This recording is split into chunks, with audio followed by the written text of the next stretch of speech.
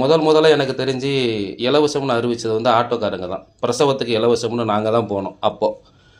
அதை பார்த்துட்டு ஒன்னொன்றுக்கும் இலவசம் நீங்கள் கொண்டு வந்தீங்க.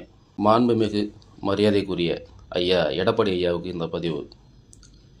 இலவச பஸ் போக்குவரத்து ஆண்களுக்கும் பெண்களுக்கும், அதுக்கப்புறம் மாதம் மாதம் எல்லாருடைய அக்கௌண்ட்லேயும் 2000 ரூபா போடப்படும்னு ஐயா எடப்பாடி அறிவிச்சிருக்கிறாரு. பல 5 திட்டங்கள் அவர் வந்து அறிவிச்சிருக்கிறாரு.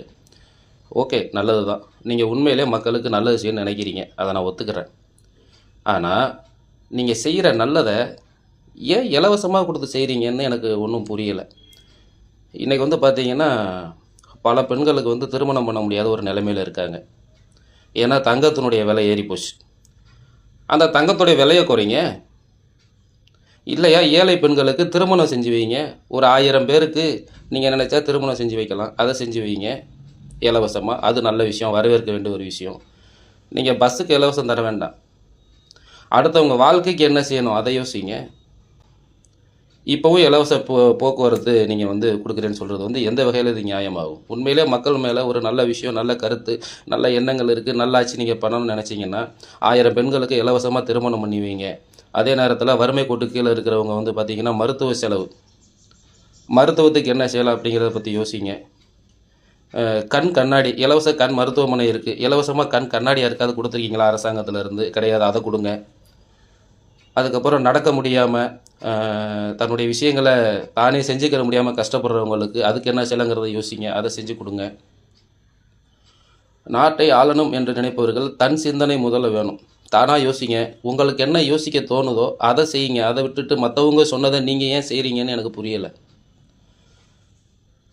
5 திட்டம் நீங்கள் அறிவிச்சிருக்கீங்க. அந்த 5 திட்டமும் வேறு ஒருத்தவங்க போட்ட திட்டத்தை நீங்கள் அறிவிச்சிருக்கிறீங்கன்னு நிறைய சோசியல் மீடியாவில் சொல்கிறாங்க. அது ஏன் ஒருத்தவங்க சொன்னதே நீங்கள் சொல்கிறீங்க? உங்களுக்கா சுய சிந்தனை இல்லையா? சுயமாக யோசிக்க தெரியலையா? இல்லை கேட்குறேன். ஐயா எடப்பாடி ஐயா, நான் உங்கள் மனதை காயப்படுத்துவதற்காகவோ அல்லது நீங்கள் செய்கிறது தப்புன்னு சொல்கிறதுக்காகவோ நான் இந்த பதிவை போடலை. நீங்களும் வந்து ஒரு விவசாய குடும்பத்தை சேர்ந்தவர். விவசாயப்படுற கஷ்டத்தை பாருங்கள். இன்றைக்கி விவசாயம் பண்ணுறவங்க அவங்க ஒரு கடலை விதைச்சாலும் கூட அந்த கடலைக்கு விலையை அவங்க நிர்ணயம் பண்ண முடியல. விவசாயிகளும் ஆட்டோ ஓட்டுநர்களும் அவங்களுடைய வாழ்வாதாரம் என்னென்னு அவங்களுக்கே தெரியல. நாங்கள் கேள்விக்குறியாக இருக்கிறோம். இந்த கேள்விக்குறிக்கு என்ன விடை அதை சொல்லுங்கள். அதை சொல்ல மாட்டேங்கிறீங்களா யாரும்?